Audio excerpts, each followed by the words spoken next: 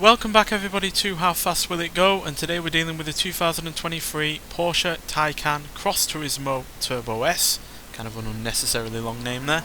But yeah, now this has 1,893 horsepower, 1,739 pounds-feet of torque from 120 kilowatt hour series of batteries, which are powering 4 electric motors, one for each wheel. And the car itself now weighs 4,322 pounds due to the electric drivetrain. It still has all-wheel drive, and it can now do 0 to 60 in 2.1 seconds and 0 to 100 in 4.339 seconds. So that's about 1.5 seconds quicker to 100 mile an hour and 0.3 of a second quicker to 60, which I know doesn't sound a huge amount, but at the end of the day this is still quite a large and heavy car. So we've had plenty of EVs that have done remarkably well on this series. But could this match the fastest Porsche that we've had, which has been the 917 LH, which is a combustion engine racer from the 70s, which managed 286 miles an hour.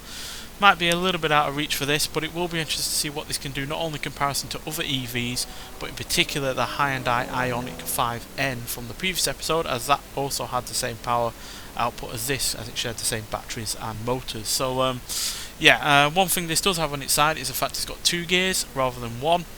That should hopefully give it a bit of a higher top speed, although the Audi RS e-tron, which shares the same platform as this, as well as the same gearbox, only managed 269 miles an hour. So yeah, that's putting me on a bit of a cautious side, to be honest, but given this has a lot of power and a lot of torque and a lot of acceleration, I'm hoping this will be quicker than both the Audi and the Hyundai from the previous episode. So let's get out there and see what this car can do. So yeah, monstrously quick in terms of acceleration, especially once it hits into its second gear, which is basically its afterburner mode. Completely flies off. So there's 240 already. 260, 270. Right, so we've beaten the Hyundai from the previous episode, which managed 276 miles an hour. Respectable speed, but by no means the quickest. There's 282. So the fastest EV that we've had has been the Lotus Evira, the Rimax, which were 288 miles an hour.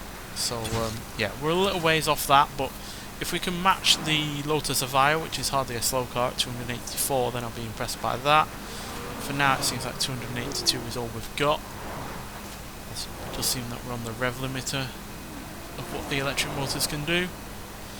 Right, we will gain speed on this downhill section, but it's all about whether or not we can maintain the speed after the fact. So, yeah, there's 284. Oh dear, we're not going to maintain it by going to the back of an X5 now, are we?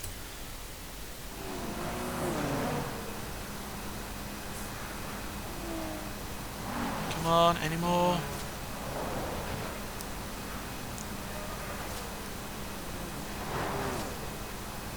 .283? No, not really. We didn't really hold 283, to be honest, to be convinced me that we were going to be able to maintain it, much like we couldn't maintain 277 in the Hyundai in the previous episode. So, yeah, 282 mile an hour, which is not bad at all, especially for a car of this weight, and one that, aerodynamically speaking, is nowhere near as, able to cut through the air as cleanly as, say, a Lotus Evira. But yeah, 282 mile an hour still puts us well into the top 20. We are sharing 17th place with the likes of the Porsche 906 Carrera 6, the Roussillon Q1, the Mercedes-Benz 300 SLR, the McLaren F1 GT, and the Noble M400. We beat the 2024 version of the Ford Mustang GT, as well as the Celine S7 LM, the BMW M3 GTS, the Porsche 917/20, Toyota Supra RZ, and the Lotus Esprit V8.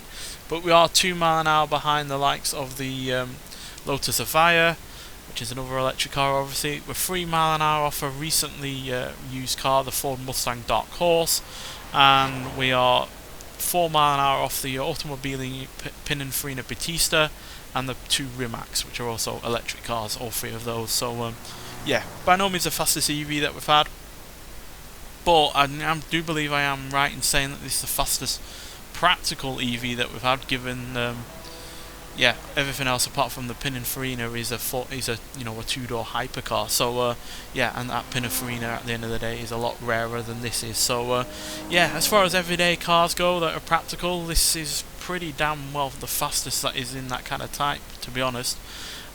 Given, like I said, everything else outside of the Automobili seems to be a two-door. So yeah, on the whole, a fairly impressive speed from this car. Handled it really rather well in terms of the extra power and torque. The acceleration was no issue for it, and yeah, it handled all of the, you know, the curves in this motorway really rather nicely. So yeah, on the whole, an impressive car, and a good 6 mile an hour quicker than the Hyundai from the previous episode, despite both sharing the same horsepower and torque. I believe it's probably slightly quicker just because it's slightly better in terms of aerodynamics. Plus, obviously, the extra gear might well have helped as well. So, yeah, but on the whole, yeah, this is a very good car, and you can get it in the current festival playlist for only 20 points. Well worth getting. But yeah, nonetheless, thank you for watching, and I'll see you in the next one. Bye.